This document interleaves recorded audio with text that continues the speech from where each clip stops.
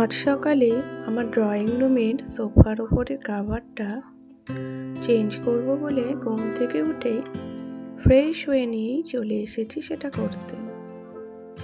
আমার বাড়ির এই ড্রয়িং স্পেসটাই সব থেকে বেশি ইউজ করি আমরা। সকালের চা খাওয়া থেকে শুরু করে রাতে ডিনার পর্যন্ত এখানেই সবচেয়ে বেশি সময় কাটে আমাদের। আবার কেউ বেড়াতে এলেও এখানেই চলে আড্ডা। আমার মেয়েও তার বন্ধুর সাথে খেলার জায়গা এখানেই করে নিয়েছে। আর এখানে সবচেয়ে বেশি সময় কাটানোর আরও একটি কারণ হলো টিভির সামনে বসে খাওয়া, গল্প, খেলা সব কিছু চলতে থাকে। অনেক দিন হলো সোফার এই কাভারটা চেঞ্জ হয়নি, একটু নোংরাও হয়েছে, তাই আজ চেঞ্জ করব ভাবছি। আর আমার ঘর গোছানোতে কিন্তু আমার মেয়ে আমাকে ভীষণভাবে হেল্প করে। হেল্প বলতে কোনো কাজে নয়, তবে ও আমাকে বেশ অনেক ব্যাপারেই সাজেস্ট করে।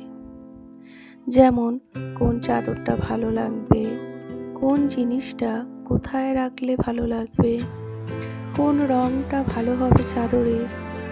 আর দোকানে গেলে তো আমায় বেশ কিছু জিনিস পছন্দ করতেও সাহায্য করে। আমার যখন কোনো চাদর কিংবা ঘরের বিভিন্ন জিনিস কিনতে বা পছন্দ করতে একটু কনফিউশন হয় কোনটা নেব, আমার মেয়ে কিন্তু আমাকে অনেকটা হেল্প করে চুজ করতে। মেয়ে থাকার এই একটা বড় সুবিধে কিন্তু আছে বলো।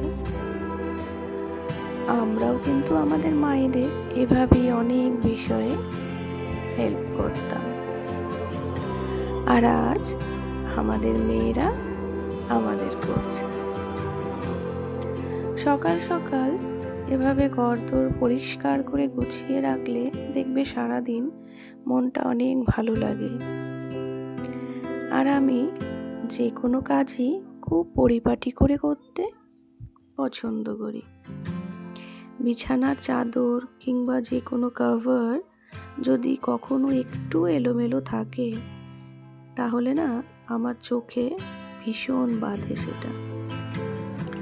যে কোনো কভার চাদর ভীষণ টান টান করে গুছিয়ে রাখতে পছন্দ করি।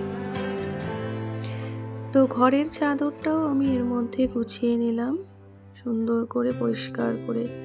আর তোমরা আমার মতন এই যে নারকেলের ডাঁটা দিয়ে যে ঝাড়ুগুলো তৈরি করে সেটা কে কে এই ঝাড়ুটা ইউজ করো বলো তো? আমার কিন্তু খুব ইউজফুল মনে হয় এটাকে। তো যাই হোক, আজ এই পর্যন্তই। তোমরা সবাই ভালো থেকো, সুস্থ থেকো। তোমাদের সঙ্গে আমার আবার দেখা হবে।